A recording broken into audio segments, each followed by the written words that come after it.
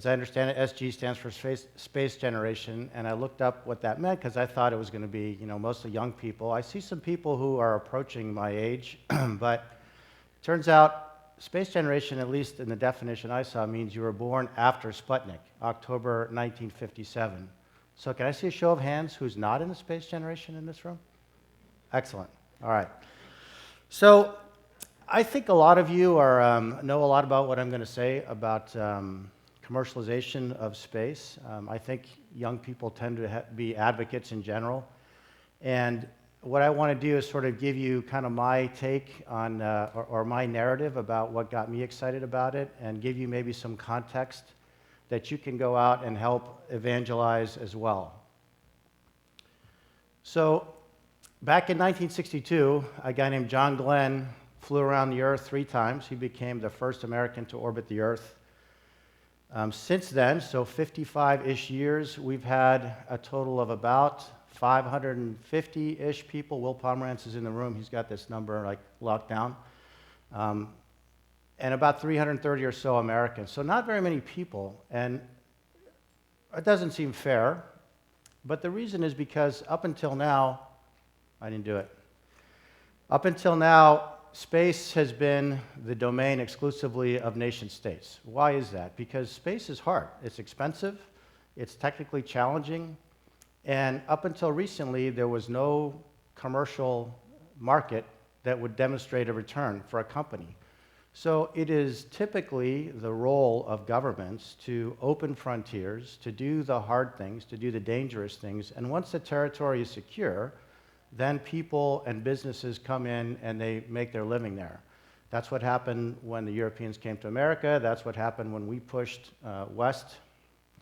Shall I stop talking? And so the same thing is happening both in low Earth orbit today and soon to be cislunar space, I think. So since John Glenn and those 300 or so Americans, almost all of them were professional astronauts trained by NASA or payload specialists also trained by NASA, people who dedicated their life to being either pilots or engineers or scientists or whatever. And then, next slide please, a guy named Tito flew to space in 2001. He was an engineer, but he had not dedicated his life to being an astronaut. He was just a guy that was really good at what he did and made a lot of money doing it, and was able to broker a flight through a company called Space Adventures and the Russian Space Agency through its contractor Energia, and he flew on a Soyuz capsule to the ISS, spent about a week there. So NASA wasn't super keen on this idea, and neither was the NASA Astronaut Corps, because we're a bunch of steely-eyed test pilots, and we think this place is not for tourists, it's for professional astronauts. But be that as it may, they got it done, and over the next several years, a handful of these spaceflight participants or tourists were able to make these kinds of flights. So next slide, please. This guy is a guy named Daisuke Animoto, and as fate had it, I was going to fly to space with him. So if you could see the video, you could see that he has orange hair before orange hair was popular. And I wasn't super keen on the whole concept of a space tourist, but especially this guy was not very comfortable with him. He didn't speak any Russian, he spoke very little English, and you kind of need to speak one or the other if you're going to fly in a Russian vehicle with an American astronaut. For whatever reason, about 6 weeks before launch, he had a medical issue that didn't resolve, and he was replaced by, next slide please, Anusha Ansari. I didn't know much about Anusha. She was an Iranian-born American businesswoman. You might recognize the name from the Ansari X Prize. That's not a coincidence, same family. Anyway, Anusha, I thought it was an upgrade. She was a lot more congenial. She spoke good English and pretty decent Russian. And when I really came to appreciate Anusha was when we were on orbit together. First of all, she was a consummate professional. She did everything she was supposed to do and did it well. And secondly, she was reaching out to people in her spare time on this medium called a weblog or blog. All the rage in 2006. I'd never heard of it. But people on the ground who otherwise would not have given a rat's ass about space were now paying attention. I'm not talking like 10 or 1,000. I'm talking millions of people.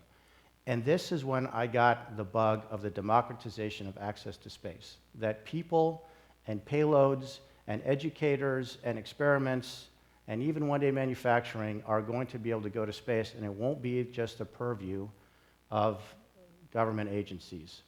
So, how did this happen? Next slide, please. This is a picture of a computer automated design that is part of the computer-aided technologies that make CAD and computer-aided manufacturing. And way back when governments wanted to make rockets or spacecraft, they had to have very exotic materials with super exotic processing. And now people can use these tools to make stuff in their garage that could only be done by countries before. So thanks to that, and with some leadership from NASA in the middle of last decade, who started something called a Commercial Orbital Transportation System, COTS, and then later the follow-on commercial resupply services, we have right now 2 companies, perhaps soon to be 3, that are actually delivering cargo to the ISS on a commercial basis on rockets that they developed themselves, with not insignificant government money. But again, this is the role of government, to help seed the new territory to allow commerce to thrive. So we have SpaceX with its Dragon capsule that launches on the Falcon 9 rocket, and we have Orbital ATK's Cygnus capsule that launches, turns out, both on Antares and on Atlas V. And one day soon we may have Sierra Nevada Corporation with its Dream Chaser cargo version. So that's the cargo piece. Then there's a human piece, and I think you all know about a commercial crew program that has 2 winners, I guess I would say, SpaceX again with Dragon, and Boeing with its CST-100 Starliner, which next year, maybe the year after, will be able to take NASA astronauts and our international partner astronauts to the ISS. And one day, it will be taking non-astronauts to the ISS too, or to other destinations. So we have the transportation piece pretty well sorted out. What we really don't have yet is the destination piece. The ISS is a great destination. It's going to be there till 2024, maybe 2028. But as its end of life starts approaching, people who are doing the research that's done on it, because it is, after all, a national laboratory, are going to start thinking about putting their interest elsewhere because it's got a finite life. So there are a couple of companies out there. Axiom Space is one of them. Bigelow Aerospace is another one. There's a team between NanoRacks and ULA and SSL working on a project called Ixion. So what these companies try to do is to make a destination piece. So you have the supply side completely answered. Now the question is there a demand side? And my last slide is that there are a lot of different avenues to be explored when it comes to flying in low Earth orbit on a commercial basis. So the first is what we started the story with, which is space tourism. But not only that, there is a large number of countries that either don't have a human spaceflight program or that have one but don't get to fly often enough, and I'm talking about a lot of European companies that are members of the ISS partnership that only get to fly. ESA gets a flight about once every year and a half, and they have, whatever, 10 or 11 countries involved in the ISS, so you can do the math yourself. So we think there's a pretty big market for those kinds of people, and we want to train them to be professional astronauts. So we want to have them come to Houston, train alongside NASA astronauts. We have 3 different categories of training. We'll say proficiency on the ISS systems, user, operator, and specialist. And we want to train everybody to be at least an operator, which is a very different proposition. We think one that will be attractive to countries. The space tourist market isn't going anywhere. Because of the way the Soyuz rotations have gone, there hasn't been a seat available for a very long time. So there's pent-up demand there. Then there are other avenues like in-space manufacturing that one day we think, especially as the transportation costs start to come down, it'll be actually very profitable to bring materials up there, manufacture them in space, taking advantage of the microgravity environment, and then bringing back down to sell, or leaving them in space to sell to other commercial procurers in low Earth orbit. There's the educational and outreach piece. And that could include advertising, so this is something that is really going to make NASA a little bit nervous, but at some point, why wouldn't we use that model? You can imagine a Goodyear blimp-style big screen that when vehicles are approaching, they could see something being advertised, or branding just by having an astronaut wear a patch. I don't want to see a Formula One looking thing up there, but if that's what the market will do, then that's what it'll do. And then there's exploration technology. So one of the reasons NASA has invested money in the commercial world is because they want to sort of get out of low Earth orbit and go beyond to cislunar space, an asteroid, or to Mars. And in order to do that, they're going to need to, first of all, test a lot of their technologies. Our environmental control and life support system on the ISS works well enough for the ISS because we can resupply, we can fix it, we can have spares on board, but it's not good enough for deep space where those kinds of logistical things are very challenging. So that's something else that could be tested aboard an orbital laboratory.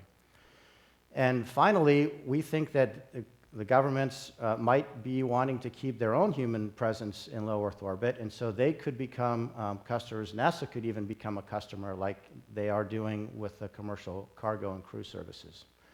So to sum up, I think the future is extremely bright for commercial space. I'm excited about the idea about democratization. I think that you folks in your 20s and 30s are really in a wonderful position to be able to leapfrog your enthusiasm and your experience and your education into really making our commercial system work. Thank you very much.